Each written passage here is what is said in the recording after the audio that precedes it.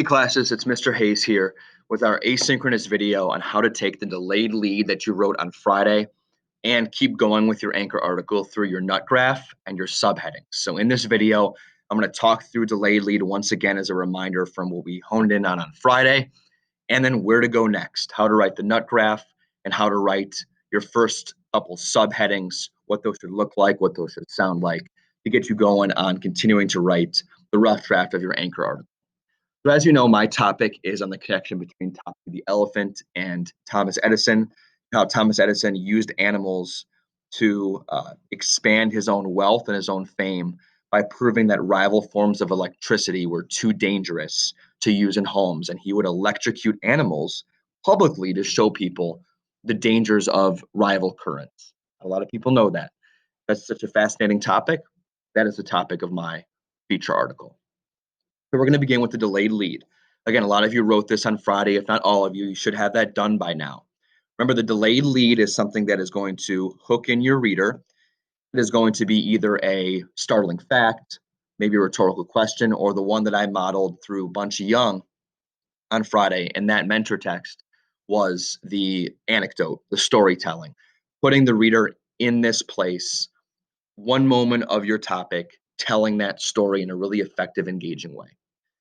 So that's the delayed lead. And you can see I wrote one with my Topsy Edison article right here from Friday.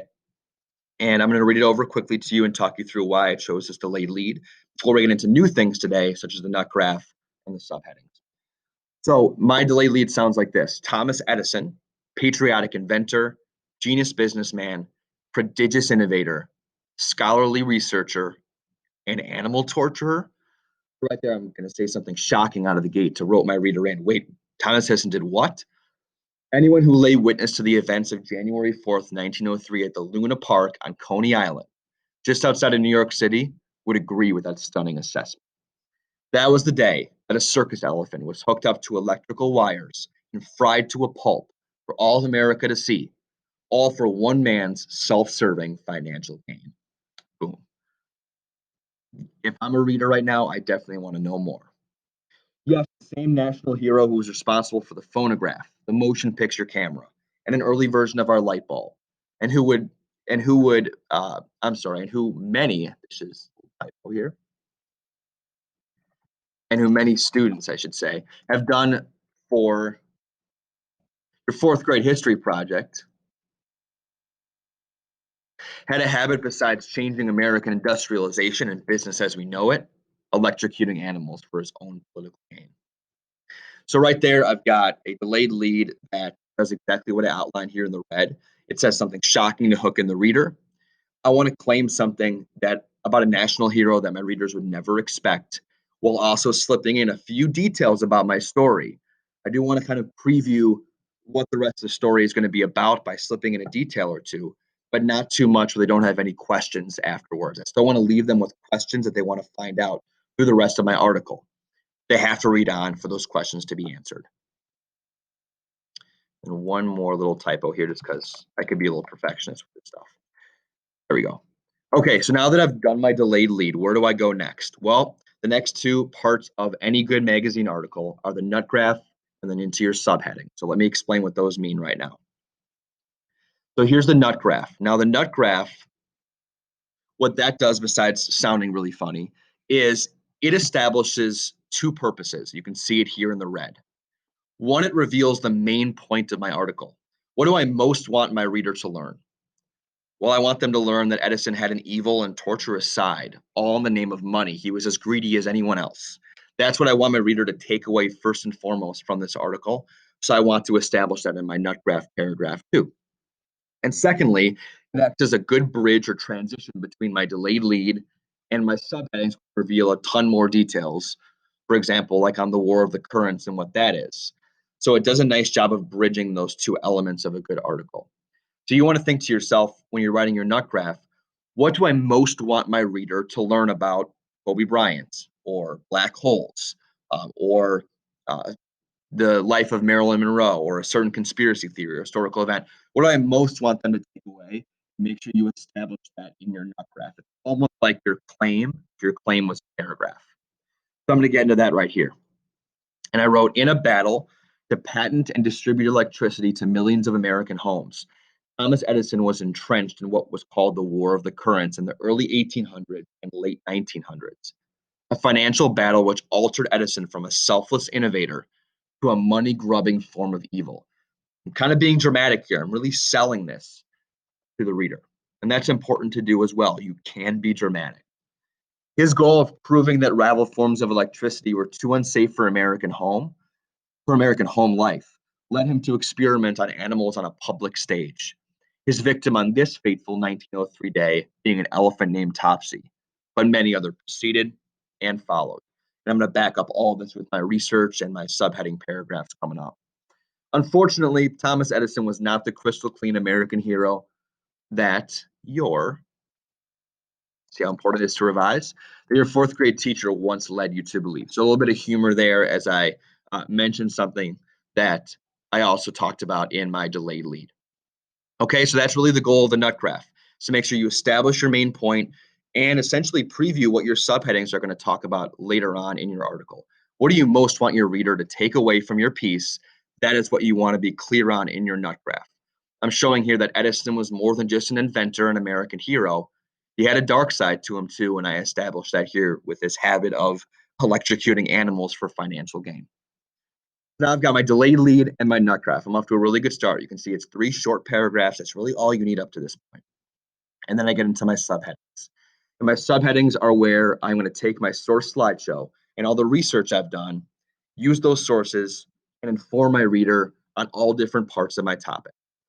Back on Thursday, when we planned out our 2-page spread, I had you guys think about what your subheadings or subtopics might be in your article. I did the same thing. I think I came down to 5 or 6 by the end for Topsy. Well, I'm starting with number 1 here. And a lot of these are going to be chronological. I'd say that most of your topics will follow a chronological order. In this case, I'm doing the same thing with my Topsy topic. I'm beginning with Topsy's journey to America and circus fame. And a lot of this was based on research I did from a book that I found about Topsy. And books are just about the best source you can possibly find. As you can see here on the right in the red, this is what your subheading paragraph should establish. They should be information filled. They should properly give credit to your sources. And they should be, I would say, a couple of paragraphs per subheading or subtopic. You want to go into some depth with what you're trying to say. So here's an example of what one subheading might sound like. And after I read this, I will tell you a little bit about the next 2 pages of the module, which get into even more details about what this is going to be like. So Topsy's journey to America and circus fame. Edison's victim on January 4th, 1903 was a female circus elephant named Topsy. But how did Topsy end up on the outskirts of New York? And why was she chosen for such a cruel experiment? Topsy's life began in 1875 in the jungles of Southeast Asia, where she was quickly smuggled into America to perform in circus acts. According to the book Topsy, the startling story of a crooked-tailed elephant by Michael Daly, he was originally stolen by Adam Forepaugh, owner of the Forepaugh Circus, with plans to advertise the baby as the firstborn in America. This ruse was quickly discovered by the rival Barnum Circus, but Topsy was already well established as a favorite circus staple. By the time Topsy grew into an adult elephant, she was a towering 10 feet high and 20 feet long, while weighing between 4 and 6 short tons. You can see I'm getting into the information of my research that my research has provided, and I'm starting to get into that chronological text structure throughout my anchor article. Now, there's a couple of things in this that I try to do with my writing. One is I try to tell it in more of a storytelling way and more of an anecdotal way. That is the next page of the module. That's the lesson that you see on the next page. So go ahead and take a look at that before you begin writing. That may help you as well write your subheading paragraphs. And I also attributed my source, in this case, the Topsy book, correctly.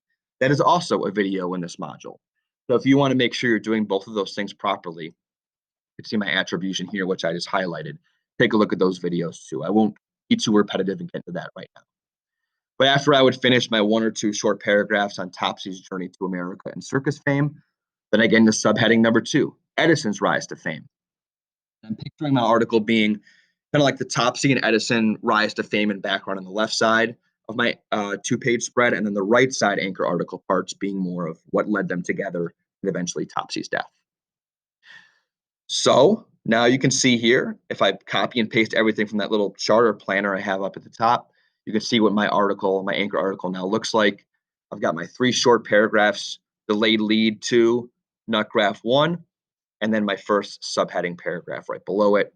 This should be similar to what your Google Doc might look like by the end of today or tomorrow, wherever you are in the process.